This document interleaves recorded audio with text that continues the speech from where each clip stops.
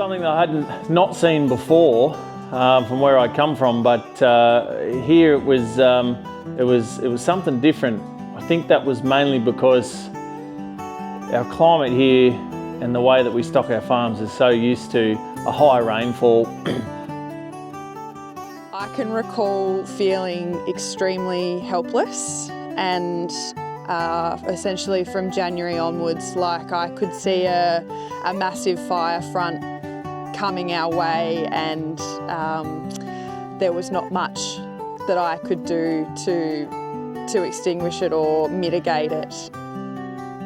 After we received lower than average rainfall from August onwards, so we didn't get the maximum spring, and then we were still receiving lower rainfall in March, that's when the cogs started to turn that we had to offload quicker as a beef community on the island. Some people, this waiting game. People wait, when it didn't rain on show day, or it should rain by Anzac Day. And then when it didn't rain on Anzac Day, that's when the shit really hit the fan. And then the people wanting to, the boat and the meat works, everyone can only cope with a certain amount. Very challenging, wondering if the cattle were, what we were going to do for feed once we run out of hay and silage. We were looking at weather forecasts every day and trying to have some sort of hope that something was going to break, and then the rain would gradually be petered down on the bureau until there was either nothing or it would split and go around King Island and miss us completely. Certainly getting cattle from here up to Tamworth, I mean, it's certainly a bit of a change from what we're used to, booking boats and all this sort of stuff, and it's a bit different to just being where we are at Tamworth. We're only 20 k's out of a major centre and a major selling point, so we've only we can ring up the night before and have cattle gone the next morning, you know what I mean?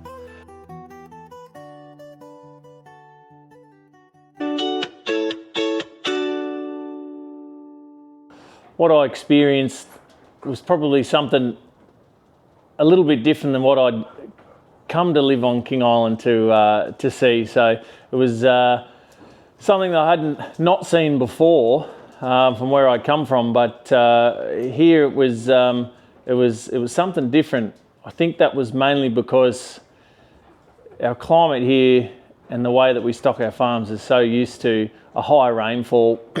When we had that extended period of dry, you really started to see just how much we do rely on that constant rainfall. I remember last year's drought very vividly, and it started back in the winter of 2023 for us. We were carrying excess stock through winter and spring due to shipping issues. We couldn't get our lambs off to market in Victoria, and so we carried extra stock into spring.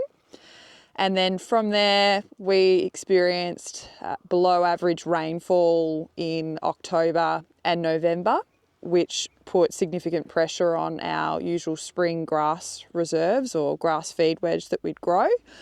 We harvest hay and silage from October, November and December of the 2023 year, and we harvested roughly a quarter of what we'd normally get. So we knew that we were already going to be quite tight. We sort of came down, a lot of people joke that we brought the drought with us. We sort of came down it was November, and I remember they were saying it was starting to get a bit dry then, and we thought then, oh, that's not dry, but we probably didn't understand that, you don't get as much summer rain down here as you get up there, and then it sort of just got worse and worse, and we did get a bit of a shock when we were coming down a bit later in the year. It certainly started to get drier, and yeah, we came down in the driest year in 140 years, so it was a bit of a shock to the system. We look back at the drought in 24, it was quite a challenging time that we weren't used to. We'd had dry autumns before, but not when it started in the spring already, the year before. So it was quite very challenging, wondering if the cattle were what we were going to do for feed once we run out of hay and silage. And we've been here for 50 years, and that dry period was the first major downturn experience of weather conditions that we've had. It started in September. We were calving in September, and the mild weather, and everyone was glorious to have the mild weather for calving. But then it kept on going. November, we usually have an estimated rainfall of around 70 millimetres, which gives us an abundance of spring feed for people that want to conserve fodder. All the cows are suckling, and it gives us a build-up of grass to go through the summer. That year, the things failed. We only had 15 millimetres of rain. Last year's drought for our business was challenging enough. We were lucky we had a little bit of extra lease country that we could pull on, so that we didn't have to wean too early, and we didn't have to feed a lot of supplementary feeding, but it still affected our I guess average pasture covers coming into winter. But we learnt that our spring calving system, growing a feedlot weight steer, was quite a resilient system out of it. So the main challenges were probably after we received lower than average rainfall from August onwards, so we didn't get the maximum spring, and then we were still receiving lower rainfall in March. That's when the cogs started to turn, that we had to offload quicker as a beef community on the island, and then we realised the issues with the freight trying to get stock off and get fodder back in. In terms of thinking, was there ever a time where we should be giving this up? No. You, as a farmer, you will always experience challenging seasons. This was by far the most challenging season that I believe any of us on King Island have seen. I have personally only been back farming for the last 4 years, but my father and his father, we've been here for over 65 years now, and that was certainly the driest time that we'd experienced. But no, I did not ever think about throwing in the towel. I can't say that I ever got to a point where I thought, you know, this is worst case scenario. There's no light at the end of the tunnel. Don't get me wrong. There was definitely moments when you're put under pressure, under a bit of stress, where you can definitely see that. That's when I'd kind of sit down and I'd draw upon some of those skills and stuff I'd been taught, and we were being taught at the time. Like I said, it puts you back in between the lines of okay, no, yes, it could be a possibility, but no, it's not yet. Work on what you've got. I can't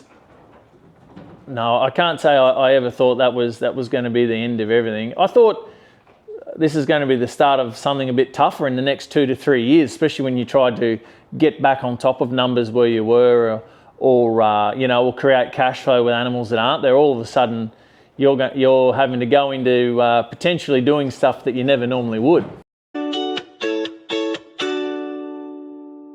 So I'm Ben Duddy, and I'm originally from Tamworth up in northern New South Wales, and we've still got the properties up in northern New South Wales. So basically it's a family farming operation, and we've got 600 cows up at Tamworth, and we've got commercial cows up there as well, but we basically breed bulls up there, and the whole model of coming down to King Island was, reliability of rainfall, and we pretty much following the model of breeding bulls up at Tamworth and having commercial cattle down here and growing steers out to heavy weights. So how I found myself on King Island, pretty much we did a lot of research and thought this was probably the most reliable area in Australia for producing cattle, to be totally honest.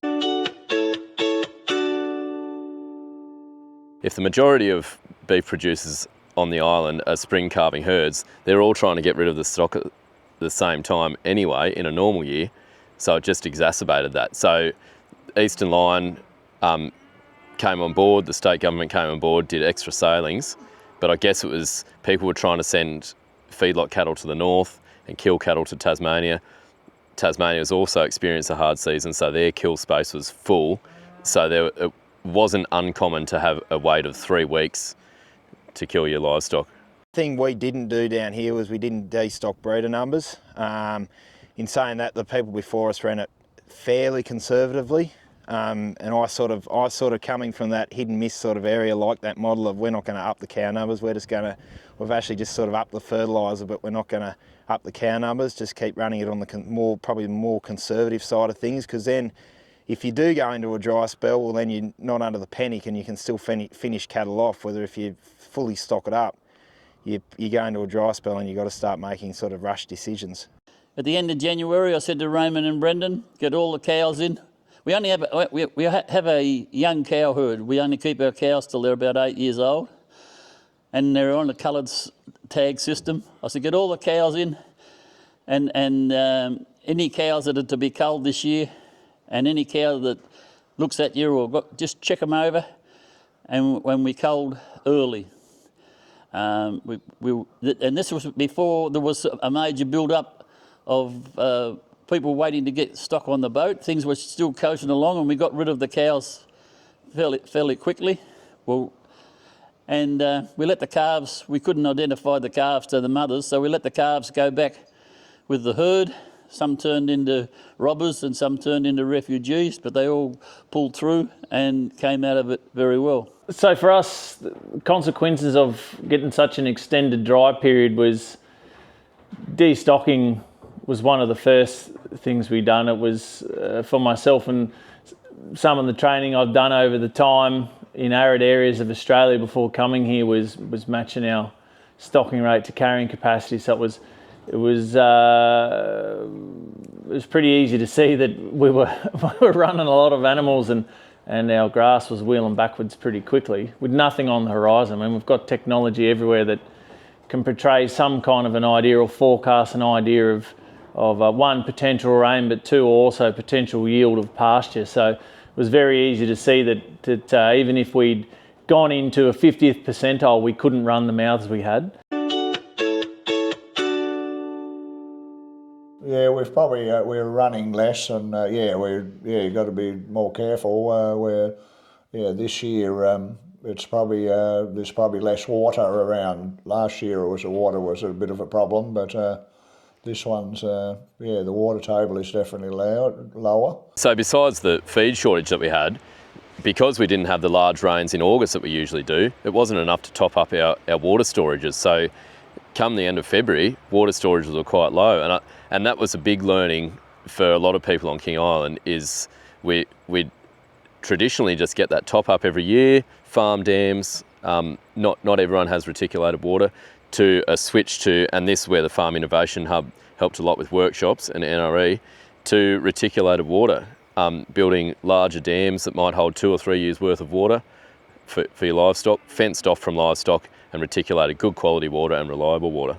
February 2024 is when things really started going downhill. The dams started drying up and we started experiencing livestock being stuck in dams.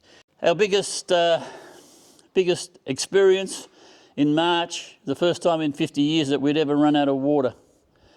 We have troughs, a reticulated system and a pondage system. We never built, the ponds were on the properties and that as when we bought them up over the years, and we've always maintained them in a healthy state. But it astounded me how water evaporated out of the dams when there wasn't even any cattle in the paddock drinking from them. When we didn't get those foggy weather in January, like we get fogs here sometimes for 2 weeks in January, thick, and there's a lot of moisture in those fogs.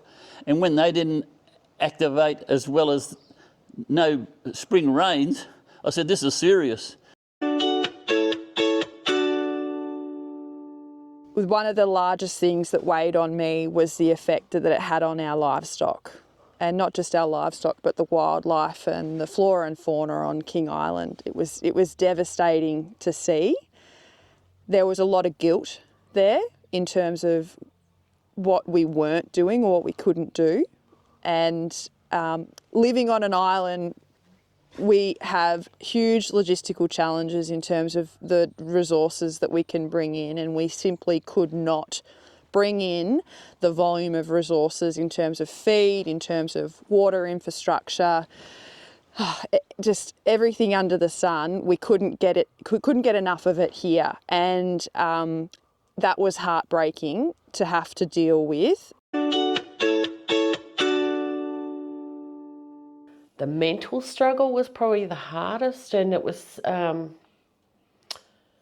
probably hard because I had to try and stay supportive of Simon, and also Adrian, his brother, who, you know, we all farmed together, but it was hard keeping positive, and it was hard keeping them built up because they were out doing the hard physical work and looking after the cattle and having to watch their cattle deteriorate. But we still had reasonably good cattle compared with a lot of other people, so we were fortunate in that, but compared with how they normally like to farm, it wasn't good. So every day they were coming in and more or less, it's hard to describe, but they were more or less having a meeting every day to discuss how we're going to get through this day, how we're going to get through tomorrow. And they couldn't even look to how we're going to get through next week. It was more a day-to-day thing of trying to manage what's the best we can do today, and rationing hay, and I think trying to make sure that they were mentally okay was actually, it was hard on me. I found that difficult, trying to keep them positive, because, you know, some people, you don't know how bad they are, because farmers are notoriously private. I can recall feeling extremely helpless, and essentially from January onwards, like I could see a massive fire front coming our way, and there was not much that I could do to extinguish it or mitigate it. I felt incredibly powerless. I didn't know who to turn to or how to get help at the time, and it was a big relief in March when there were announcements of in April of a drought coordinator being appointed, or a position being advertised to support the community through this challenge. Well, my experience through the drought in 2024 was that it was absolutely hideous, because you'd have a hope build up that you were going to get rain. You'd be looking at the weather forecast. We were looking at weather forecasts every day and trying to have some sort of hope that something was going to break, and then the rain would gradually be petered down on the bureau until there was either nothing or it would split and go around King Island and miss us completely. And it was just this build up of hope and having them dashed, and it just went on and on and on the same. Well, I see the challenges of the climate on King Island. Call it climate change if you will, but it's just probably more extreme events nationwide.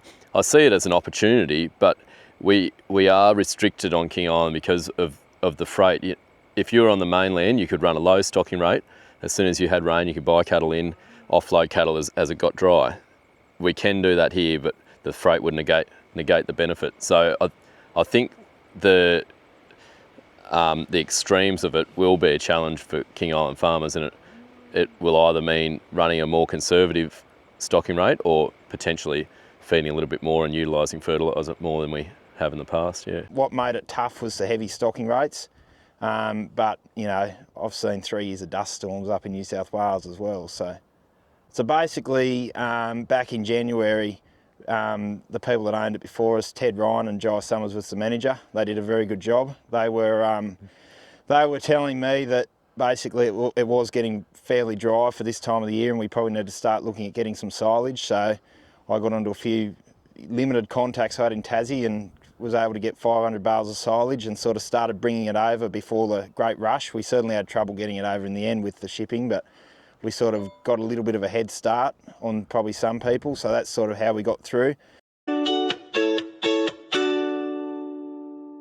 So basically the setup here is apart from the bulls that come down each year, cattle basically only go one way out of here, and they go, and because we're on an island, you know, Up there we can sell them as weaners as we want to through the Tamworth sale yards. We can get hay in whenever we want to up there too. It's only got to jump on a truck and go across, but obviously here being on an island, the cattle only really go one way out, and that's as heavy cattle and they get killed, and that's sort of, you know, that'll feed a cattle's probably the only model you can use down here. And then, but the logistics of, yeah, certainly getting cattle from here up to Tamworth, I mean, it's certainly a bit of a change from what we're used to, booking boats and all this sort of stuff. And, you know, it's a bit different to just being where we are at Tamworth. We're only 20 k's out of a major centre and a major selling point, so we've only got we can ring up the night before and have cattle gone the next morning, you know what I mean? The support we received from Need for Feed, Lions, there was multiple different entities involved in one, just helping get people together to take your mind off, or two, supplying you with livestock fodder to help you be able to manage what you still had here. I think, well, I know for sure, without the livestock fodder, we would have been in real trouble, probably have to dip into the next lot of animals, which kind of put us into the red big time if we did. So the Need for Feed, I think, was a great incentive. Whilst not everyone got a full truckload of fodder, it was enough to buy people a little bit of time to sort out their next move on what they'd get for the fodder. And above anything else, it gave people a lot of hope that they're okay. Well, that'll buy us another 2 weeks at least, and then it'll be closer to a rain, and then we can put a little bit of fertiliser on and get out of it that way. I give credit to the Tasmanian government that understanding that it wasn't only King Island, and you know, it was a once in a lifetime thing, and giving some financial assistance, especially the water system one. You know, I appreciated getting a portion of the expense out of that system. Those workshops that they put on were absolutely awesome. It was awesome to be able to go in there and, you know, me coming into it fresh to this environment down here and fresh to farming as a whole, really, sort of learn a lot from those workshops. And it was awesome to meet a lot of people and sort of, you know, everyone could come together and talk about the problems they were having and, you know, running out of feed here and running out of feed there, and sort of everyone was able to get together and support each other. And that's one great thing about King Island. It's such a tight-knit community and everyone supports each other. So no, I thought those workshops were really good, and it's certainly something that in the 2017 to 2019 drought in northern New South Wales, we didn't get one workshop. So it's one thing they did really well down here. Yeah, there was good information there, but some of it was a bit too technical, and it's different when you can ring up a truck and order these extra supplements and get them in. You know, the availability of what they were saying that was needed wasn't available. Yeah, meeting with other farmers and groups, the field days and things was definitely very helpful. Yeah, to share the same problem and what other people were doing to help to get through it. So it's definitely it was good, the field days and things. And I think from my side of it, I would stay home and I would let Simon go to those things because that was important. But then he would come back and he would talk about, well, so-and-so, they've tried this or they've tried that. And he was coming up with different things that, like, they were sharing knowledge. So someone had success with one thing and someone hadn't. And it was just a really good way to network and to learning. Have a quick learning curve, wasn't it? And Deb Delaney, having Deb on board and providing information to the farmers was brilliant too, because she had, you know, well, you can't get cattle feed from this person because, you know, they won't meet biosecurity, or this one's sold out. And so she sort of cut down a lot of the time wasting you could have had trying to get some help, because she'd say, no, we've already researched that, forget this, this and this, you know, you've got to focus this way. And that was helpful. Yeah, the workshops that were held here on the island, they were brilliant, because what it did is there was no emotion as such in them. There was a lot of science, there was facts, but there was people there that had been in those scenarios before. But for myself, the best thing that came out of those days that were held was it made you rethink the basics, put them into a plan or into a structured kind of system you could follow. I guess when you do that, you stop thinking about everything else of the possibilities and just focus on whatever you need to. It brought you right back in between the lines. Experiences from the dry is that stick with me. I mean, I was astounded. Not only my cow herd didn't really go down in body condition like I've seen some others, but and it was the general comment after it how resilient the cows were and how they built their body condition again. You know, that's because we never had experienced it. It was quite notable, and people were talking about it. What I've learned from the challenging season in 2024, albeit 2025's not much different at the moment, is that our particular business and our breeding system has been quite resilient through it. The condition score of the cows might have dropped a little bit, but that was fine. The feed demand wasn't high when we were low on feed. And I've also learnt, as an island community and the beef producing community, we can get fodder in if we have to, and people have learnt how to evaluate that fodder, the cheapest form of megajoule of energy, how to feed different feed sources that we wouldn't have usually fed, and I guess the cost is the challenge of getting. Cost and logistics is a challenge getting it onto the island, but we know that we can do that. So if we get into a tight time, like we are at present, we can pull those levers. So it's really made everyone a bit more resilient for the future. They've obviously had to, for many years, put up with the shipping here, which is more challenging than anywhere else. And one thing we've learnt from this is we're sort of trying to prepare everything for any dry spells in the future. We've learnt one thing pretty quick when we first came down here. A lot of people said troughs are good, but you probably don't need them. But one thing we are doing is we're certainly looking at putting troughs on all the country and sort of preparing ourselves, for future dry spells with water and trying to set ourselves up to be resilient, if you know what I mean. Certainly making a lot more fodder than what, the last owners made to set up, to resist. If we get a dry spell, we can get through it without having to bring in feed.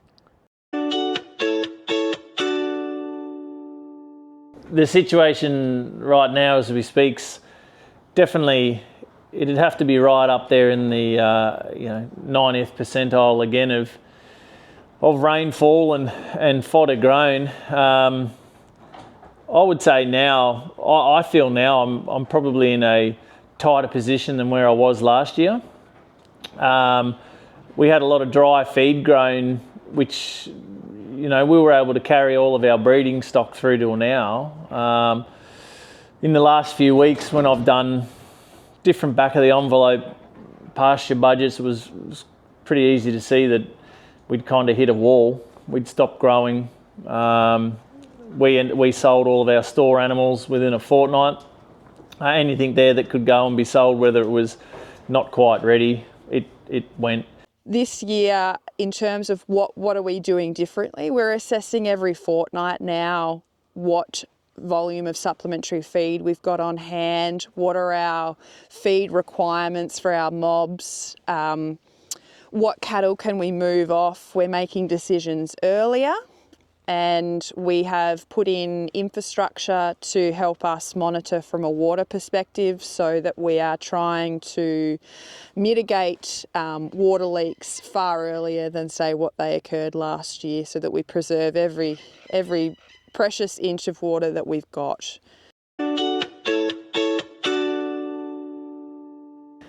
Going forward, the dry period last year's made some things very apparent to us. One is climate is out of our control.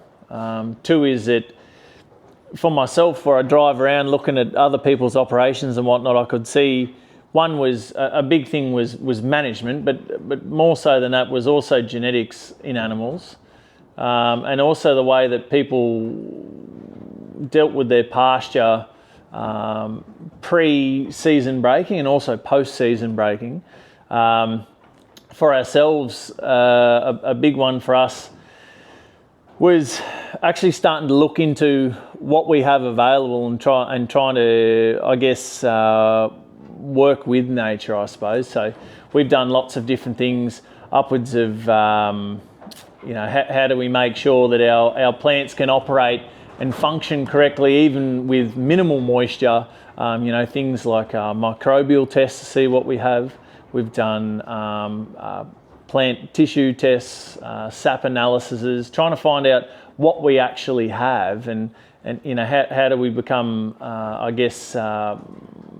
if you wish to use the word sustainable or resilient going forward. If the climate is going to be erratic, then what do we have to do to roll with it? There's plenty of other places in Australia that have to have the same form of resilience that we have to have, because they have these seasonal upturns more regularly. We have to cope with things in a different aspect to what they have to, with distance and the sea around us and that. So it builds a resilient to the conditions that we have to confront, but the conditions that we have to confront mightn't be the same as what people away have to with their resilience. In terms of the resilience and the lessons that you get out of these experiences, it was a horrific experience to go through, but we as a family and as a farm are so much stronger for it, in terms of the lessons that we've taken out of it, and the preparedness for future events such as this year, which has transpired as well to be quite dry. To compare the experience now to 12 months ago is polar miles apart in terms of both my own mental and physical response to it, but also our farm operational response to it as well. The King Island farmers are probably more resilient for it. For example, this season, it's from January to now is less rainfall than we had last year. But there's not the same feel, sort of panic feel. People know what levers they can pull. They know how to do their numbers on their feed requirements, their feed budget, their stock on hand, and they can make decisions around that without having to run in a panic. And they know they've been in that situation before, so that's made them more resilient for future decisions. I think we do have a resilience. I think King Islanders in general are pretty resilient people. They're used to having to fend and rely on themselves as much as they can, and we don't like asking for help. So it was really difficult when the Lions first put out a call and said, did you want to, put your name down for hay? We didn't put our name down for hay because there were so many people in worse positions that we felt that it would be rude to actually put our name down for hay. So to start with, we didn't ask for help. But then by the time Need for Feed came on board, we actually did need help. And we'd got to the stage where we could admit that we needed help. But that was a learning curve as well, to actually have to say, I'm sorry, I need help. I think it's something that was always here. There was definitely times through some of my mentors here on the island where times were tough, whether it was the 90s with the sheep and right up till now where we're having trouble climate-wise. Both things were out of their control. People have shown resilience the whole time. I just think that back then till now is we have so much available to us to help us be more resilient. Sometimes I do wonder, the more you know, the more you worry about. But I think you've got the right tools to one, teach yourself resilience, or two, help others around you